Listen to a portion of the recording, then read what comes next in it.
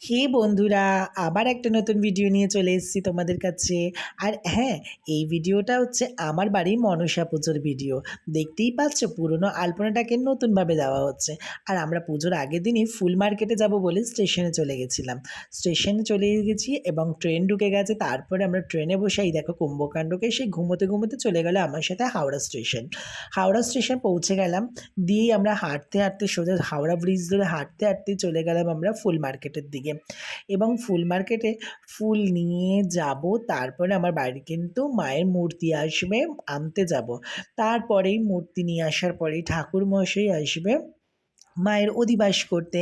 আর হ্যাঁ, আমার বাড়ির পুজোর আগে কিন্তু আগের দিন কিন্তু মায়ের অধিবাস হয়, তারপরে কীর্তন শুরু হয়, তারপরে কিন্তু মায়ের নামগান করে পরের দিন পুজো শুরু হয়। তো প্রথমেই ঠাকুরমশাই অধিবাস করে নিচ্ছে মায়ের, কি সুন্দর বরণ করে অধিবাস করলো, তারপরে আরতি করবে মায়ের, করার পরে তারপরে আমার বাড়ি কীর্তন শুরু হবে। তো সেই সব ভিডিওগুলো সমস্ত কিছুই তোমাদের সাথে শেয়ার করবো।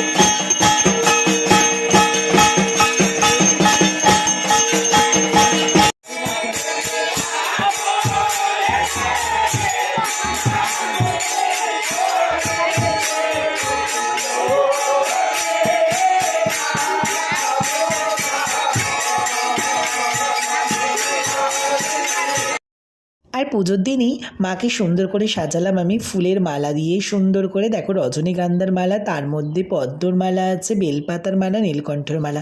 তারপরে মায়ের পুজো হয়ে যাওয়ার পরে মাকে ভোগ দিয়ে সুন্দর করে মায়ের পুজোর সম্পূর্ণ হলো।